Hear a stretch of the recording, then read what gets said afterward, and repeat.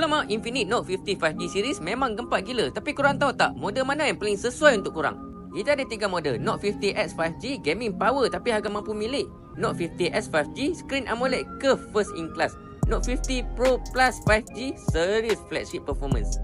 Mula-mula ini Infinix Note 50X 5G, harga dia 699 je, tapi dia guna MediaTek Dimensity 7300 Ultimate. Ni chip yang power, biasanya dalam full mahal, nak gaming smooth, nak multitasking dah tak ada masalah. Korang akan dapat features AI yang canggih, One Tap AI, semua tu dalam harga bawah 700 je.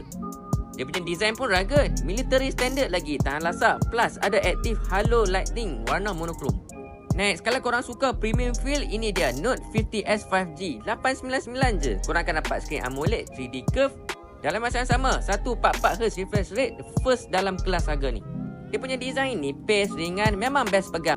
Lepas tu, kalau korang serious gamer ataupun heavy user, ini dia Infinix Note 50 Pro Plus 5G.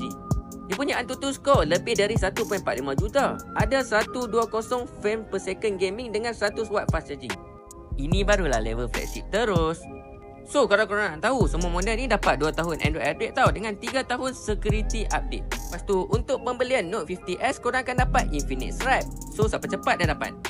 Lepas tu pula, untuk Note 50 Pro Plus 5G, korang akan dapat Infinix AI Buds. Okey, nak senang cerita, budget nak gaming power, korang boleh pilih Note 50X 5G. Lepas tu nak screen AMOLED curve dengan premium feeling, aku suggest kat korang Infinix Note 50S 5G. Lepas tu nak all out flagship power, untuk ini pula aku boleh recommend Infinix Note 50 Pro Plus 5G.